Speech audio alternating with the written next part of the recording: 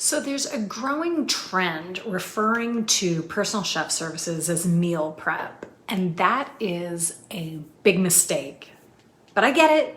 Technically, we are preparing meals, and that's why it's an easy term to use. But let me ask you, what is meal prep? Is it the stuff a mom does for her family on Sunday, or someone who needs to take lunch to work does over the weekend, or maybe someone who has to follow a strict diet? Is it the boxes of prepared food you can buy online that get shipped to you in the mail? Well, that right there is the problem. Personal chef service is much more than the containers of food that end up in a client's fridge. It's working with your clients one-on-one to determine exactly what they want and what they need. It's finding out they want to save time, or they hate to cook, or their child has a peanut allergy and they can't go out to eat. Maybe they have heart disease or need to lose 100 pounds, or have suddenly find out they have celiac. It's you and them working together to give them more time, to relieve stress, to take something off their plate, no pun intended.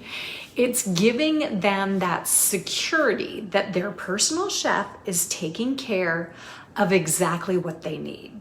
So maybe for some, it's even the prestige of having a personal chef too, a little bit.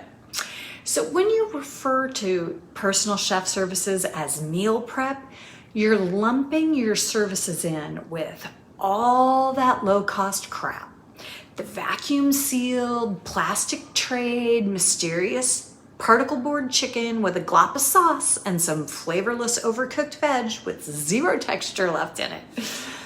And the part where this really gets more dangerous, and yes, not driving without a seatbelt dangerous, but where it's a real problem, is when your potential client calls it meal prep and you call it meal prep, then you're commoditizing your service.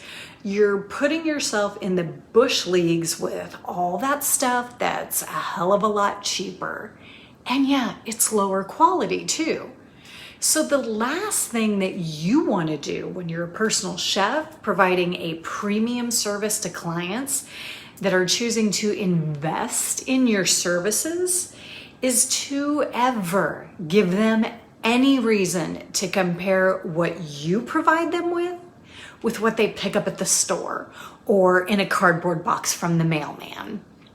So it's a critical part of your personal chef business that you are a professional, from your chef's coat to your business name, logo on your labels, all the stuff on your invoice, and all the other little details that set yourself apart as the premium service that you are. Yes, it's all about your amazing food, but your amazing food needs to be presented as premium and professional from soup to nuts. So if that sounds like what you want to do is show up as a professional, as a premium service provider, then go to the link below and download the How to Cook a Personal Chef Service Guide and see exactly how to do it and how easy it is for you to do it too. Because I'm telling you, the clients are out there and they are hungry for what you're cooking. Thanks for joining me. I'll see you next week. Cheers.